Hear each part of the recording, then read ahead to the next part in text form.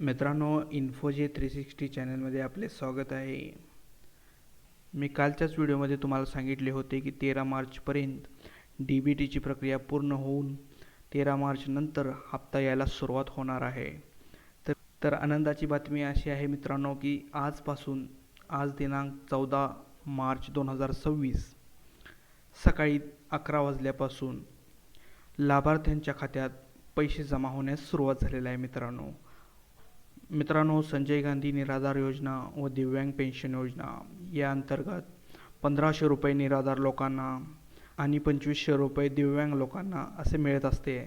तर आज दिनांक 14 तारखेपासून हे पैसे आपल्या खात्यात येण्यास सुरुवात झालेली आहे. मित्रांनो, संजय गांधी निराधार योजना व दिव्यांग पेन्शन योजना यांना खुशखबर आहे मित्रांनो की 2500 रुपये दिव्यांग लोकांना व 1500 रुपये निराधार लोकांना वाटप करण्यात चालू झालेले आहे. तरी सर्वांनी आपले बँक खाते नक्कीच चेक करावे.